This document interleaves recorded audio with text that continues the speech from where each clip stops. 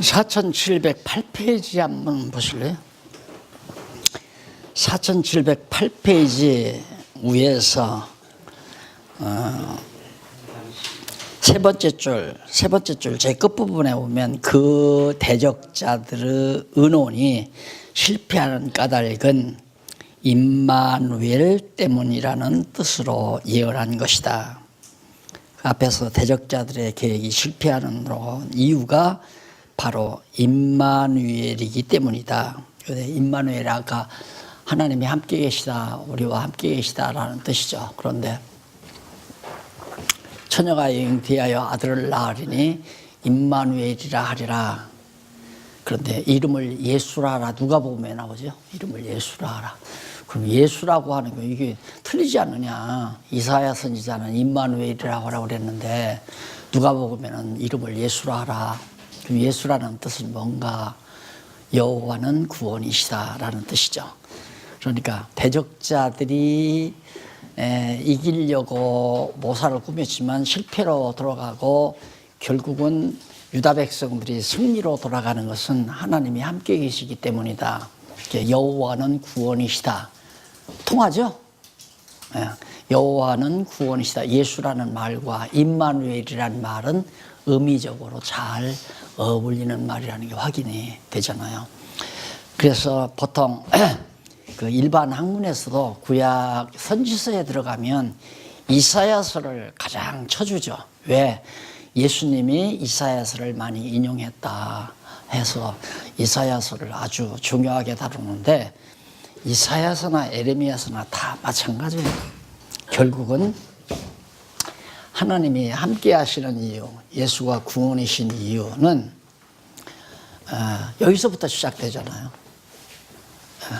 첫 아담 창조할 때도 마지막 아담 보내실 것을 언약하시는 말씀이라고 그랬죠. 첫 아담을 창조한 건 마지막 아담 보내실 걸. 그러면 하나님께서 이미 이 안에서 작정하셨기 때문에 예수를 메시아로 보내기로 작정하시고 아담을 창조했기 때문에 그 하나님이 계속해서 이 줄기를 타고 함께하지 아니하면 예수까지 올 수가 없죠. 그렇죠.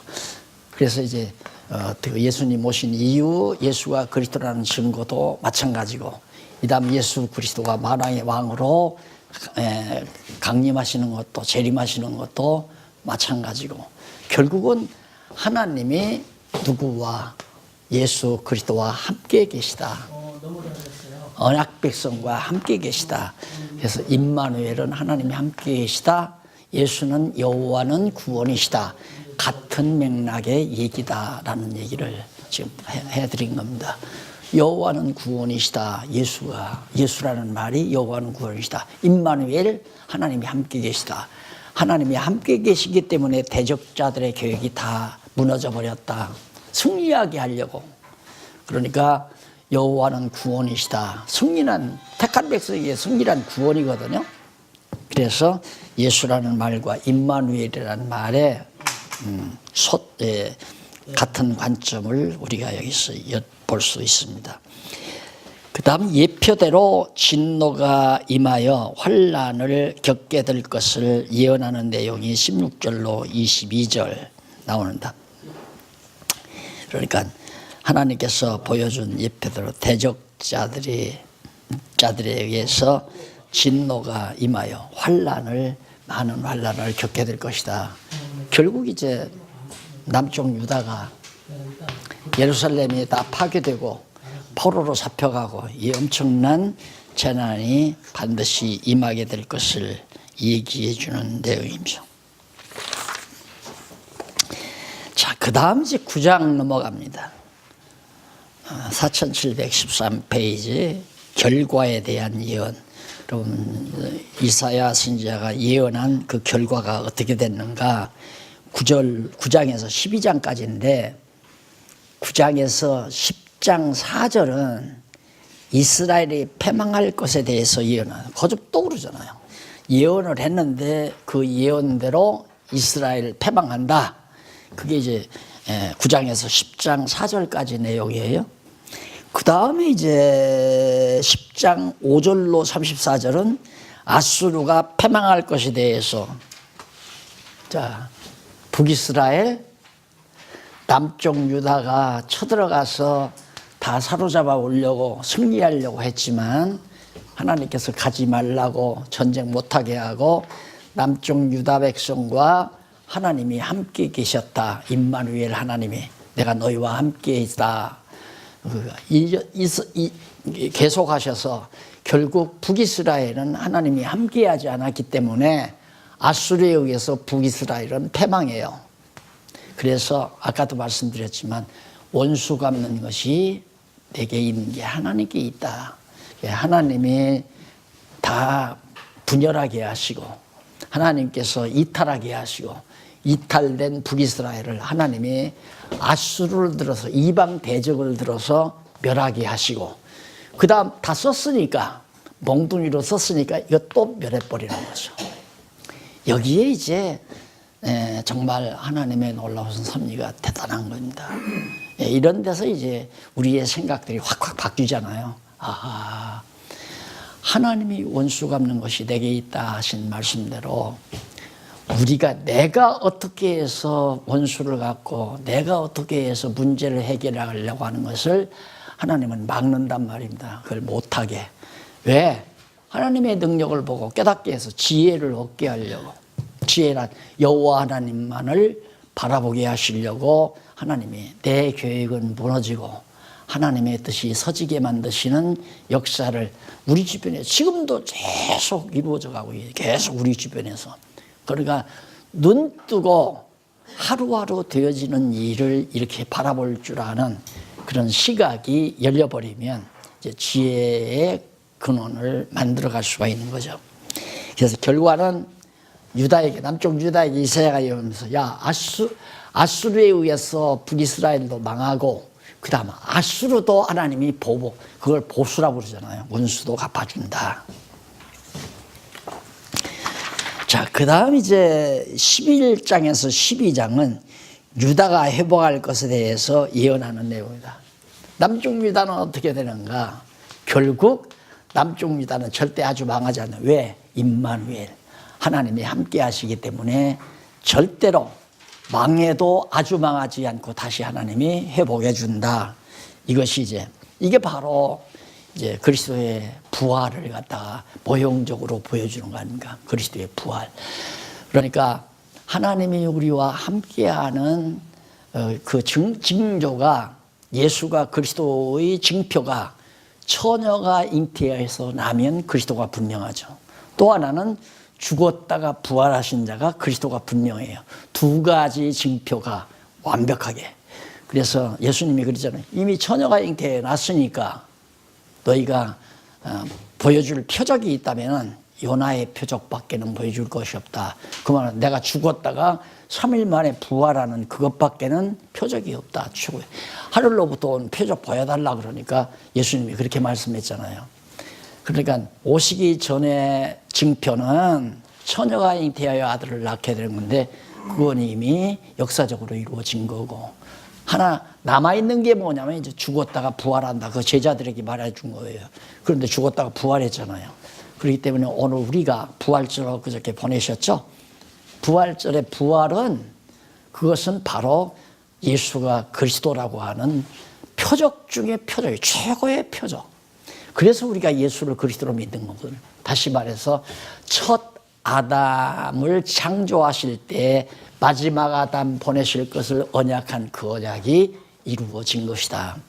그러니 여기서 임마누엘이라는 말이나 예수라는 말이 이 줄기를 타고 결국은 영원한 여기에 뿌리를 두고 있잖아요.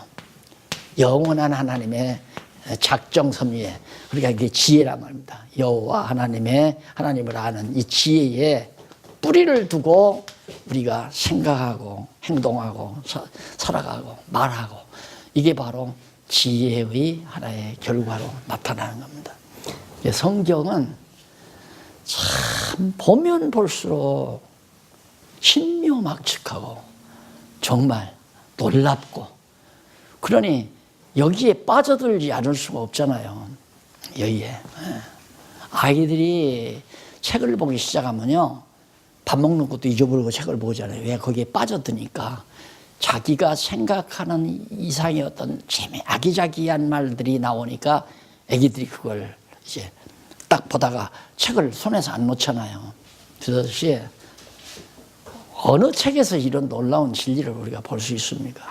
정말 놀랍죠. 그래서 이 말씀의 능력이 내 두뇌를 바꿔버리는 거예요. 완전히 바꿔. 다 제거할 거 제거해버리고 깨끗하고 청명하게 그냥 지저분하게 뭐 별의별 잡동사니 같은 지식을 가득 채웠던 이 두뇌 안에 다 쓸어내버리고 총명하고 명철하게 만들어서 오직 여호와 하나님만을 바라보고 경외하는 지혜로 가득 채워주는. 자, 그래서 이제 거의 이스라엘의 패망에 대한 내용이 9장에서 10장 4절까지 나와요. 뭐 일일이 이거 다 읽으면 좋죠. 한번 성경 한번 찾아서 볼까요? 6절 한번 보십시다. 9장 6절. 성경 9장 6절. 한 아이가 이는 한 아이가 우리에게 낳고 한 아들을 우리에게 주신 바 되었는데 그 어깨에는 정사를 메었고 그 이름은 기묘자라 모사라 전능하신 하나님이라 영존하시는 아버지라 그다음 평강의 왕이라 할 것임이라. 그 정사와 평강의 더함이 무궁하며 또 다윗의 위에 앉아서 다 이해가 가잖아요. 결국 예수 그리스도가 메시아가 그 아이가 메시아가 돼서 다윗의 위 여기 나오죠. 다윗 왕조 위 유다 지파에서 태어나는 아브라함과 다윗 자손 오셔서 그 위에 앉을 자라. 그래서 그 놀라운 사실이 그러니까 나라를 창성케 하여 평강의 왕이 통치할 것을 예언하잖아요. 이게 평강왕이 통치한다. 그러면 히스기야나 요시야나 므낫세나 등등 왕들이 참 많잖아요. 이들이 통치해서 북쪽 이스라엘은 로망하고 아수르도 패망한 게 아니라 너희와 함께하는 우리와 함께 하시는 임마누엘 하나님 여호와는 구원이시다고 하는 예수 그리스도 이 능력에 의해서 이 모두가 다 그러니까 그리스도가 진정한 통치자다 그런 얘기예요. 그러니까 우리가 이 세상에 있는 하나님의 나라 교회도 잘 되고 못 되는 것이 인간의 수완에 달린 게 아니고 능력에 달린 것도 아니고 오직 머리 되신 예수 그리스도의 능력에 의해서 망하기도 하고 흥하기도 하고 포로로 잡혀가기도 하고 포로에서 노임받기도 하고 그런 것처럼 우리 교회가 지상에 있는 교회가 죄의 종로로 하기도 하고 죄에서 벗어나기도 하고 이런 모두가 다 여호와께서 통치하시기 때문이다.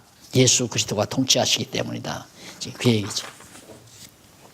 그 다음 9장 8절로 12절 보면 교만한 백성을 대적이 삼켜도 노가 여전함을 예언합니다. 교만한 백성을 대적이 삼켜도 노가 여전함. 그러니까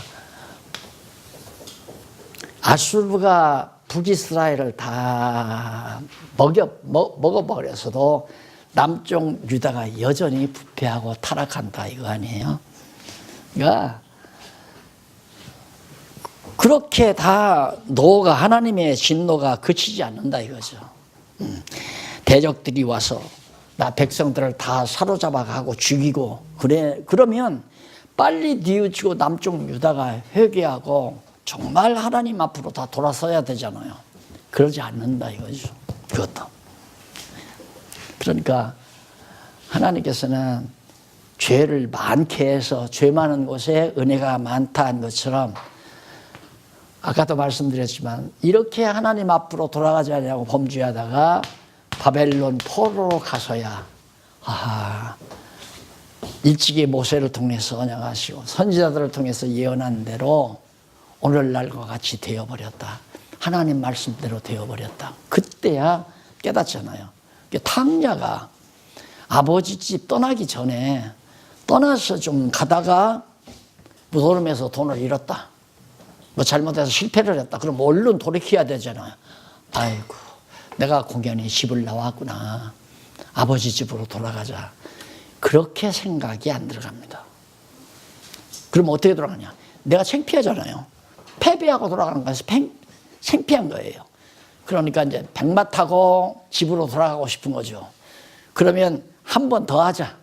노름해서 이런 거 따고 또 한 번 더 해서 그냥 갑절을 만들고 두서너 번 해서 그냥 큰 돈덩어리 만들어가지고 백마 타고 당당하게 아버지 집에 가서 아버지! 하고 큰 소리로 부르고 나 성공했습니다. 아버지 원하시는 게 뭡니까? 제가 다 이루어드리겠습니다.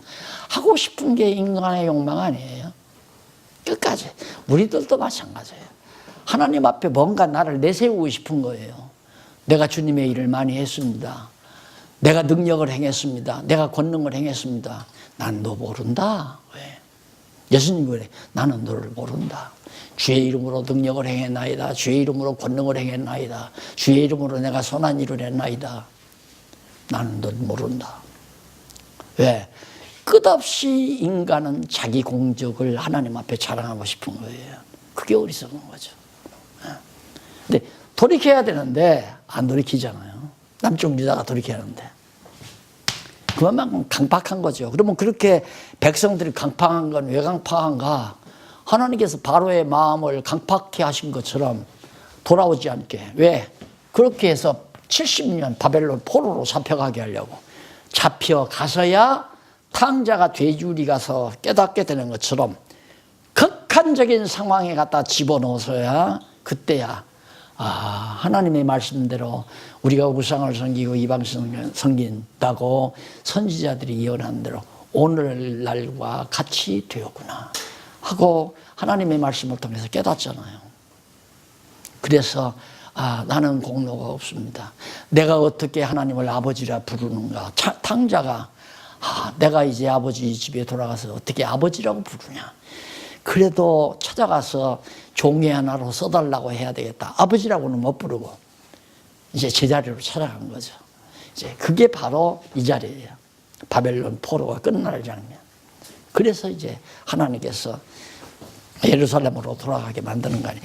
원리는 다 똑같아요. 어디나 다.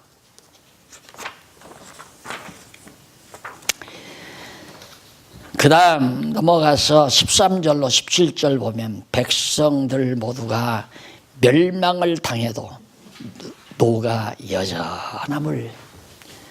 백성들 모두가 전부 멸망당해도 하나님 끄떡없이 노를 계속 퍼붓는다 이 말이에요. 다 멸망당하는데도. 그러니까 바벨론이 와서 예루살렘 다 불태워버리고 사로잡아가고 막 칼로 죽이고 살육하고 막 난리를 쳤는데도 하나님의 노는 안 그친다 이 말이에요. 언제 그치는가? 70년 지나야 그치는 거예요. 그칠 때 딱 정해놓고 지금 그것을 내다보면서 이사야 선지자가 예언하고 있는 겁니다. 9장 18절로 21절 형제가 서로 먹고 유다를 쳐도 노가 여전함을. 북이스라엘이 망하고 남쪽 유다도 망하면서 어떻게 형제가 서로 잡아먹어요. 잡아먹고 그렇게 남쪽 유다를 쳐도 여전히 하나님의 노는 풀리지 않는다. 계속해서 노를 퍼부어댄다. 그걸 예언하옵니다. 불의한 통치자에게 화가 임해도 노가 여전한. 불의한 통치자. 요시야 이후에 나타난 왕들이 다 불의하잖아. 불의하지. 그래서 다 바벨론으로 사로잡혀가고 잡아가면서 눈을 다 빼고 시드기야 같은 사람. 그런데도 하나님의 노가 안 풀린다. 그 말은 70년 포로를 내다보면서 하는 얘기예요.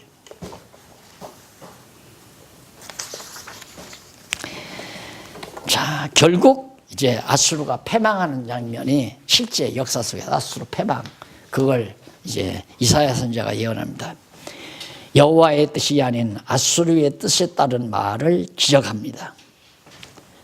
자, 여호와의 뜻이 아닌 아수르 왕의 뜻, 그걸 지적하는데, 화 있을진저 아수르 사람이여, 그는 나의 진노의 막대기요, 그 손의 몽둥이는 나의 분함이라. 그러니까 도구예요, 도구. 악한 날에 악하게 쓰시려고 남겨놓은 도구. 바벨론이나 아수르나. 그러니까 도구로 쓰임 받느냐, 백성으로 정말 살아가느냐, 그건 우리 뜻대로 되는 게 아니잖아요. 하나님이 정해놓은 거죠. 그러니까 우리가 이 지상에 지금 이 세상 살면서 주님의 몸된 교회의 일꾼으로, 작은 일꾼으로 쓰임 받는다고 하는 것은 정말 이 감동을 잊어서는 안 되죠. 어떻게 다 하다가 내가 하나님의 일에 쓰임을 받게 됐는가, 선한 일에. 이들은 악한 일에, 악한 날에 쓰임 받는 몽둥이라고 그랬잖아요. 몽둥이. 그러면 맹수가 쳐들어오니까 몽둥이 들어서 맹수를 쳤어요. 그러면 맹수를 쳐서 내가 상처를 안 입었으니까, 너 몽둥이 참, 공로 좋다 해서 몽둥이를 모셔놓고 잘 보호하고 지키는 사람이 없잖아요. 몽둥이 다 쓰면 화목으로 써버리는 거죠, 다. 그거예요. 그러니까 불쌍한 족속들입니다, 버린 백성들은. 그러니까 지금 세상 나라에서 큰 소리 빵빵 치고 그렇게 사는 거 하나 부러워할 일이 없잖아요. 실상을 봐도 아마 부러워할 수가 없는 그런 일들 아닙니까? 한시도 미움이 떠나지 않잖아요. 저놈은 나하고 철학이 다른 놈이야. 저놈은 나하고 정치 이념이 다른 놈이야. 그냥 항상 자나깨나 저놈을 어떻게 하면 좀 거짓말을 해서라도 다 멸망시키나.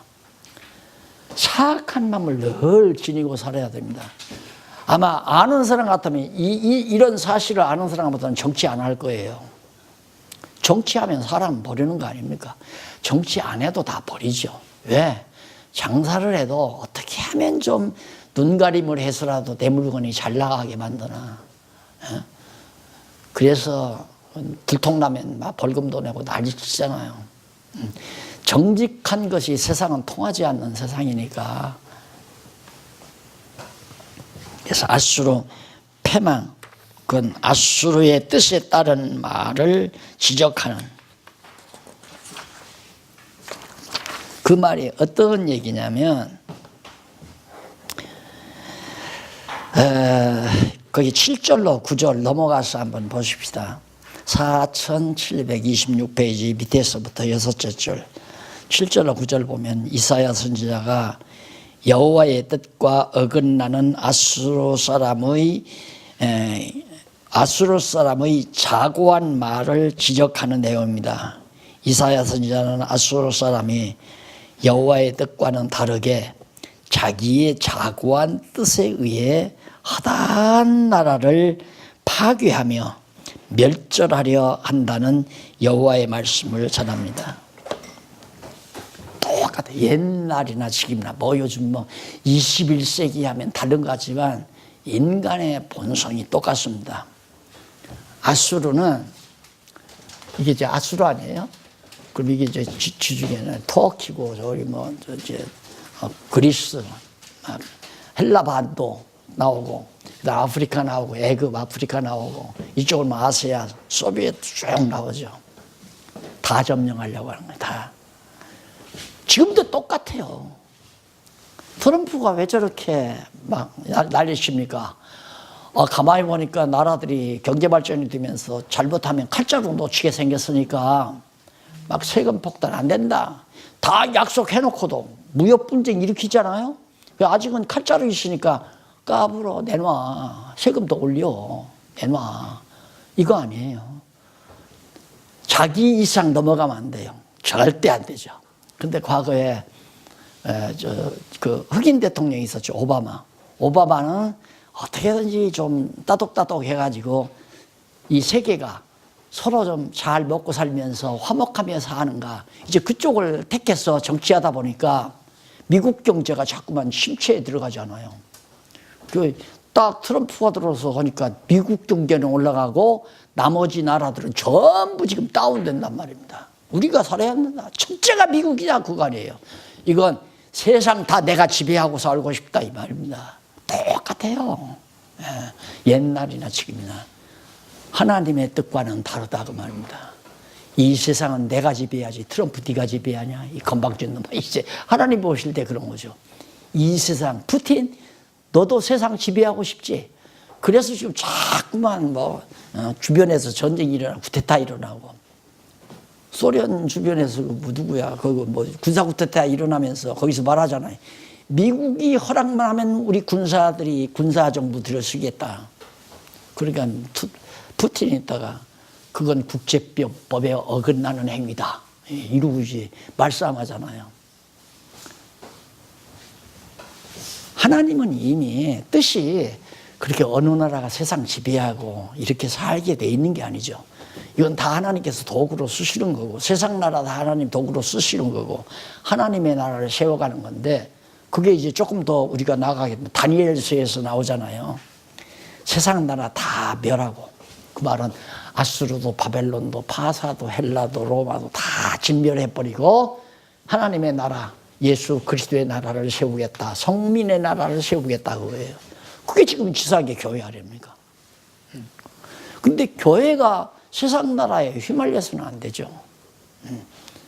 하나님께서 세상 나라, 세상 모든 제국들을 멸해버리고 근데 그게 다시 일어나려고 하다가 결국 예수님 오시기 직전에 짐승 권세가 온 세상을 다 장악해버리잖아요. 온 세상을 다 짐승 권세가 장악하고서 이제는 이 세상은 내 것이다 할 때 예수님께서 짜잔하고 재림하셔서 짐승 덜미 잡아서 무적에다 쳐넣어버리고서 영원한 하나님의 나라로 모형인 이제 천년왕국을 세워서 하나님의 백성들을 다 찾고 그 다음 영원한 나라로 승화시키는 것만. 아수르의 어리석은 행위 하나님의 뜻과는 정반대. 하나님은 저를 잠시 쓰려고 그랬는데 제가 온 세상을 지배하려고 그러니까 말이 안 되는 거 아니에요. 10장 12절로 14절 보면 여호와께 벌을 받을 아수르 왕의 교만한 말. 이 아수르 이 당시에는 최강의 제국이니까 교만할 만하죠. 나 위에 누가 있으랴. 야 우리 신 아수르의 신 앞에 굴복하는 나라가 어디 있더냐. 다 굴복했다. 주변 보던 나라가 다. 내가 다 장악하잖아요. 우리 신이 도와서 장악했다 이거예요. 근데 남쪽 유다 너 신이 누구냐. 여호와 웃기는 소리 한다. 아야 빨리 황복해. 손 들고 나와 백기 들어. 그 얘기예요. 아수르가 얼마나 참 안타깝습니까. 정말 미약한 나라 됐잖아요. 아주 미약하죠. 한 집합 반 해가지고 더구나 요시야 왕 요아스 왕 죽은 다음에는 그 이후에 어린 12살짜리 14살짜리가 왕이 돼가지고 자리 잡아가지고 완전히 나라가 흐물흐물해지니까 그때 아수르가 그냥 남쪽 유다를 향해서 참 들으면 정말 속 터질 얘기 아닙니까? 아수르에게서 구한 나라가 누가 있더냐. 안 망한 나라가 있는가 한번 살펴봐라. 주변 다 망했다. 우리 아수르 실에게 다 설복됐다. 그러니까 여호와 신이라고 별것 아니다. 너들도 항복하고 나와라. 이런 교만한 말들을 내뱉는. 그래서 제가 이런 것을 보면서 현실적으로는 가장 약할 때 바울이 말했듯이 나 약할 때 하나님이 내 안에서 강하다라는 말이 이런 데서 적용되는 얘기로구나. 가장 약한 것 같지만은 하나님이 함께 하시는 임마누엘 하나님이 함께 하시는 남쪽 유다가 최강의 나라라는 거. 이것들이 정말 뼈저리게 와 닿는 거죠. 그래서 이제 약해지는 것에 대해서 인간 머릿속에 죄하고 싸우면 야 쟤는 몸집이 이렇고 쟤는 미약하니까 얘를 이기겠다. 이것이 보편적인 우리의 판단 아니에요.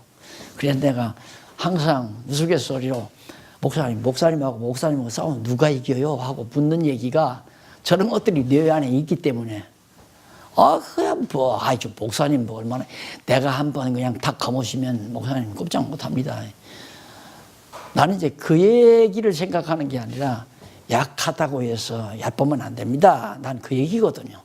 내가 체구가 적고 뭐 배경도 없고 큰 교단도 없고 그런다고 무시하고 천대에서 그런다고 내가 기 죽을 사람도 아니고 그런다고 해서 비리비리 굴 사람도 아니고 제 배경에는 그렇다고 해서 내가 교만한 것도 아니고 나는 하나님이 붙든 자다. 이게 뭐 의심 없이 믿어지니까 하나님이 나를 붙들고 계시다. 나만 믿는 게 아니라 목사님들도 다 붙들고 계시잖아요. 붙들고 계신데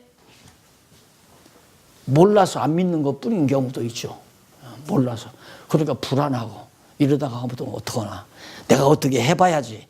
자꾸 이러다 보니까 이제 정말 마음이 차분하고 뭐가 정리가 안 되고 그래서 늘 방황하게 되고 이런 경우도 참 목사님들이 많이 있을 겁니다. 교회가 좀 교인들이 몇 명이라도 새로 나오면 힘이 솟다가 몇 명이 빠져나가면 맥 풀리고 이건 아니죠. 나갔으면 다 나가고 더 들어갔으면 들어오거나 말거나 나는 하나님 앞에 나다. 이게 이제 우리 자세이어야 되거든요. 우리 자세가 바로. 그래서 저는 제 말의 진심을 모르는 성도들이 상처를 참 많이 받죠. 그게 아니라고 내. 왜? 아유, 교회 나오고 싶으면 나오고 싫으면 마세요. 그리고 연보하기 싫으세요? 하지 마세요, 그냥. 하기 싫은데 뭐하러 해요? 하고 싶으면 하시고. 이게 얼마나 약 올리는 말입니까? 나는 약 올리려고 하는 게 아니거든요. 거기에 나는 안 매인다. 연보를 하거나 말거나. 나오고 싶으면 나오고, 공부하고 싶으면 하고, 하기 싫으면 말고. 내가 답답할 거 없잖아요. 아, 그래요? 근데 내가 공부하시는 분들에게 내가 무슨 이득을 볼 것 같으면 내가 아쉽겠죠. 근데 이득이 공부하는 분에게서 나온다는 게 아니라 이분에게서 나오니까 내가 부여하게 되는 것도 가난하게 되는 것도 이분의 손에 달렸기 때문에 아무 관계가 없어요. 그러니까 나를 돕는다고 그러면 나 도우려고 하지 말고 당신이 나 도우시오. 나 도우려고 하지 말고 당신이 나 도와라. 나는 당신 도움받고 일할 사람도 아니고 도움받아야 될 이유도 없고. 왜? 도우면 반드시 대가를 요구해요. 그건 두말할 거 없는 거예요. 우리가 다 이렇게 믿음 안에 살지만 서로 뭐 점심이라도 같이 먹다가 보면 돈 내고 싶을 때 내잖아요. 그때 아무 때나 그냥 돈 내고 싶으면 내면 돼요. 내기 싫으면 말고. 안 그래? 그럼 내기 싫으면 빨리 화장실 간다고 나가서 안 들으면 되잖아요. 그러면 거기 앉는 사람이 내죠. 내고 싶으면 내고. 그런데 이게 이제 인간관계에서 하면 내가 지난번 사는데 이번에는 저 목사님이 사는데 왜 안 사나. 이거 그렇게 사람이 치졸해진단 말입니다. 그런 게 없어져 버리잖아요. 그런 거. 그래서 항상 인간끼리 뭐 주고받고 이런 관계에서 자꾸 사람의 도움을 받으려고 그러고 사람의 도움을 받으려고 하나님께서 그래 맡겨버려요. 그럼 그 사람 도움받고 또 해라. 나는 그게 제일 무서운 거예요. 누구 가서 돈을 도움받기를 원하면. 그래서 목회하면서 그랬어요. 후배들이 뭐 목회한다고 나설 때 절대로 목회하다가 어렵게 된다고 해서 돈 있는 권사님 찾아가지 말아라. 돈 있는 장로님도 찾아가지 말고 성도에게 전화해서 아예 복잡합니다. 잠깐만 돈 100만 원만 좀 빌려줄 수 없을까요? 차라리 목에 칼을 받고 죽어라. 정 배고프거들랑 뻗어 그냥 하나님 나 배고파서 죽습니다. 하갈이 나가다가 물 없으니까 막 통곡하잖아요. 이분에게 하소연을 해야죠. 그러면 왜 그런 말이 나오냐면 하나님께서는 나를 창세전부터 정해서 21세기에 태어나서 이렇게 지금 살으라고 목사님들 만나서 이 시간에 이렇게 하나님 말씀 나누면서 살으라고 이미 정해놓고 지금 이 시대에 그렇게 살게 하시는데 내가 인간의 도움을 요청해서 도움을 받고 산다고 하는 자체가 여호와 하나님을 거부하는 행위 아니에요. 그렇게 사람 요구, 사람의 도움을 필요로 하는 생각이 제일 두려운 거죠. 그래서 오직 여호와 하나님만 바라보, 주만 바라보나이다 그 말이 여호와만 바라보나이다 그 말이거든요. 거기 주라고 했지만 그 여호와예요. 여호와만 바라보나이다. 예, 하나님께서 전부 다 아수르 왕과 백성이 모두 멸망을 다 망한다. 다 전부 다 망하는데 아수르도 망하고 백성도 망하지만 결국 백성은 아주 망하지 않는다. 그런 얘기예요. 아수르를 멸망시켜 시온의 멍에를 벗겨준다고 예언하는 내용입니다. 24절로 27절. 자, 그러면 아수르가 지금 남쪽 유다 예루살렘에 쳐들어왔어요. 쳐들어왔는데 이게 얼마나 시온 예루살렘의 멍에가 돼요. 무거운 멍에지요. 와서 쳐들어왔으니까. 근데 하나님께서 아수르로 진멸해버리고 예루살렘의 멍에, 시온의 멍에를 확 풀어주겠다. 침을 다 풀어지게 해주겠다. 예루살렘을 쳐들어온 아수르 왕을 멸하신다고 같은 맥락의 내용이 28절로 34절. 자, 이래서 이제 대적을 멸망시킬 내용이죠. 그 다음 이제 11절로 12절은 유다, 남쪽 유다를 회복해 주겠다. 그게 바로 11절로 12절에 나오는 얘기입니다. 왜? 1절 5절에 보면 11장 1절 5절에 보면 이새 줄기에서 날짜의 신분과 직무에 대해서 예언합니다. 이새 줄기에서 날짜가 메시아 아니에요. 그리스도 예수님. 그 얘기가 갑자기 튀어나오잖아요. 그래서 바로 이새 줄기에서 날짜의 신분, 그분이 메시아죠. 직분, 그리스도 메시아 대해서 예언하는 내용.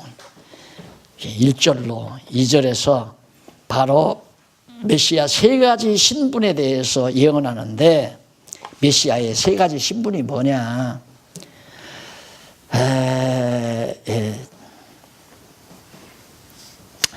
세 가지 신분이 이사야 선지자는 이새의 줄기에서 한 싹이 나며 그 뿌리에서 한 가지가 나서 결실할 것이라. 야곱의 아들 유다 지파에서 나온 엘리멜렉이 모압에 가서 다 남자들이 죽고 아내 보아스하고 룻만 사와서 돌아왔잖아요. 돌아왔는데 줄기가 다 꺾어졌죠. 이제 다 끊어져서 등불 다 꺼지다시피 했잖아요. 그런데 하나님께서 그걸 살려내는데 보아스가 그 불길을 살리잖아요. 다시 유다 지파의 혈통을 이어가죠.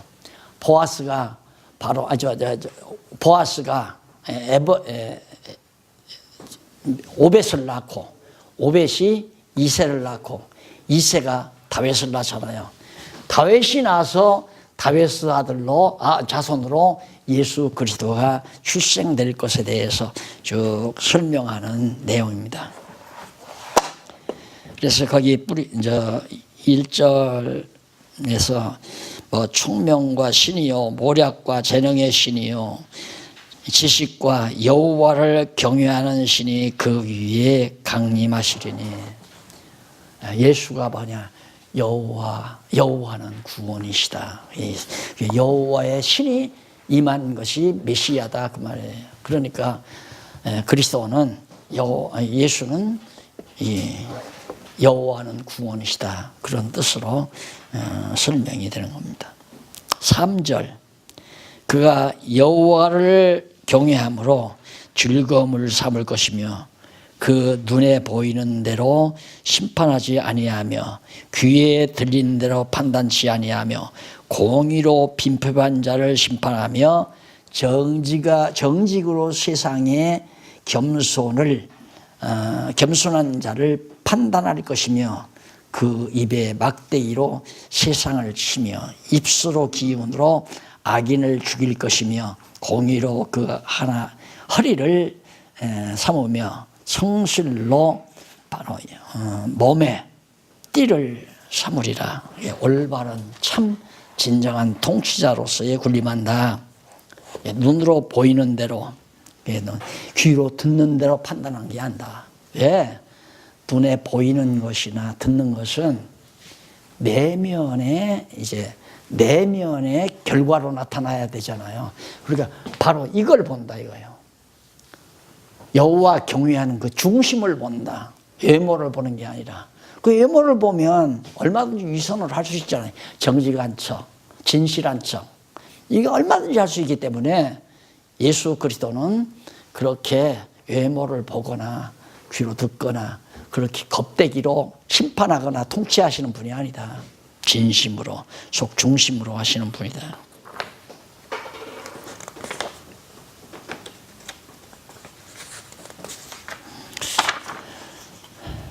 그 다음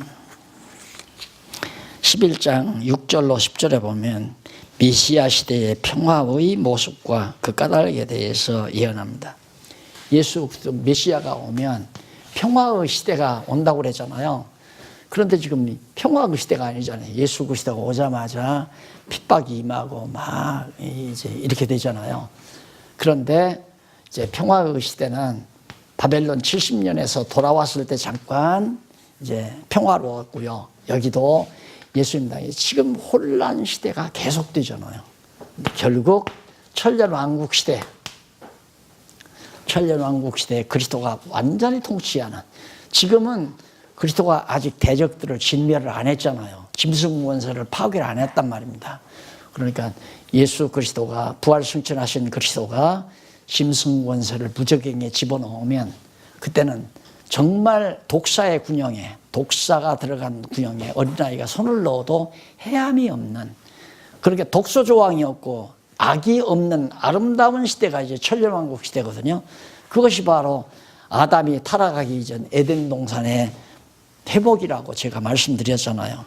메시아가 마지막 아담이 오셔서 그런 시대를 열어갈 것을 말하고 있는 겁니다. 그 다음 11절로 16절은 남은 백성을 찾으시는 결과와 방법에 대해서 남아있는 백성, 그러니까 이 당시죠. 이서 다 멸하고 사륙당하고 예루살렘 다 회파당하고 전부 다 망하고 바벨론에 의해서 끌려가서 남아있잖아요. 이 남은 자들을 하나님께 다시 돌이킨다.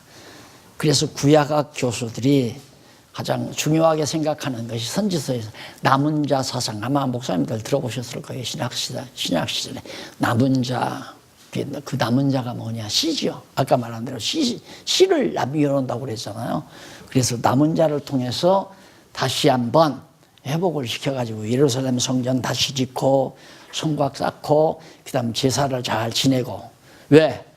파사가 호위해 주니까, 파사 제국이 딱 호위해 주니까 편안하게 회복하는 시대가 왔었어요. 근데 파사가 망하고 헬라가 들어서면서 알렉산더가 완전히 이걸 다 정복하려고, 파사는 다 고국에 돌아가서 각자 하나님을 섬기라고 그랬는데 헬라 제왕 알렉산더가 들어와가지고 동서양을 다 먹어버리려고. 그래서 헬라는 사실 에게해 이쪽에 있잖아요. 이게 헬라거든요. 이게 터키인데 터키 쪽부터는 다 아시아권 아닙니까? 이걸 넘어서 쳐들어온 거예요. 그 전까지는 바로 아수르나 바벨론이나 파사는 동양권이에요. 동양권. 그런데 이 동양권 제국이 바로 페르시아 제국으로 넘어가 버리니까 서양 세력이 된 거죠. 이 서양이 완전히 동양 다 먹어버리려고 진군했다가 알렉산더가 죽어버림으로 끝났잖아요.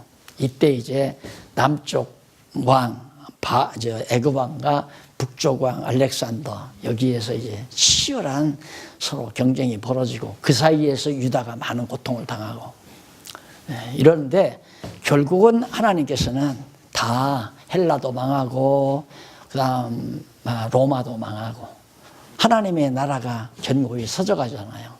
로마 제국이 그렇게 하나님의 교회를 핍박하고 예루살렘 성전을 불태버리고 예루살렘을 다 회파시켰어도 하나님의 나라는 당당하게 자라서 지금 존속하고 세계 끝까지, 땅 끝까지 지금 복음이 전파되어져 가는 과정이거든요. 과정인데 막판에 가서는 바로 이 교회도 정말 다 쇠약해져서 믿는 자가 없을 정도로 이제 부패하고 타락하게 되는 세상 나라가 왕성하게 되는. 그래서 가장 강력한 세상 나라가 나타났을 때 그때 예수님 혼자 나타나서 천군 천사와 나타나서 바로 세상 권세를 다 진멸해버리고 영원한 하나님의 나라의 모습인 천년왕국을 세워간다는 프로그램이 성경에 쭉 나타나 있잖아요. 그 다음에 12장 1절로 6절에 보면 구원에 대한 감사와 여호와 그 이름을 찬양할 것을 예언합니다. 여호와의 이름을 찬양한다. 당연하죠. 다 망하던 남쪽 유다가 다시 일으켜지고 대적들이 멸망당하니까 역시 할렐루야 여호와 찬양이 나올 수밖에 없는 이런 상황에 접어들게 됩니다. 자, 그럼 그 다음 어떻게 되는가? 13장에서 23장 나오죠. 4749페이지 13장에서 23장 보면 이제는 열방에 대해서 아수리에 속한 자, 바벨론에 속한 자, 바사에 속한 자, 헬라에 속한 자, 이 열방에 대해서 하나님께서 막 진노를 퍼부어 버린다. 그래서 이거 진노도 참 재미난 것이 아수르는 바벨론에게 망하게 하고 바벨론은 파사에 의해서 망하게 하고 파사는 헬라에 의해서 망하게 하고 헬라는 로마에 의해서 망하게 하고 저희끼리 망하게 하잖아요. 하나님의 나라가 하나님의 백성들이 이들을 멸망시키는 게 아니에요. 저희끼리 망하게 하는 거죠. 그래서 원수 갚는 이게 다 원수들 아니에요. 다 원수들이에요. 원수 갚는 것이 내게 있다. 그 말을 정말 하나님께서 하시는 이유가 그러니까 원수 갚지 말라. 내 계획대로 다 멸망시켜버리리라. 이런 세상 나라를 다 멸하고 나서 내가 성민의 나라 그리스도의 나라를 지상에 세우겠다. 그래서 교회가 예루살렘 교회가 처음으로 창립을 하게 되는 역사로 이어지게 됩니다. 그 열방에 대한 진노 장면을 다음 시간 우리 이번 다음 주간은 쉬죠. 그 다음 주간부터 바로 이 부분 한 25장에서 30장까지 미리 예습을 하시면 참 좋겠습니다. 기도하십시다. 살아계신 하나님 아버지, 오늘 또 귀한 주님의 종들과 함께 아름다운 시간을 보낼 수 있게 하심을 감사합니다. 진리의 말씀 안에서 서로 친교를 나누며 기쁨을 같이 할 수 있게 하시는 하나님 아버지, 우리를 왜 이런 환경에 주셨는지 짐작은 하지만 구체적인 상황은 우리가 알지를 못합니다. 하지만 하나님께서 우리를 진리의 사역자로 또한 진리의 역군으로 쓰시려고 이렇게 좋은 기회를 주신 줄 알고 있사오니 선한 일에 쓰임받게 하시옵소서.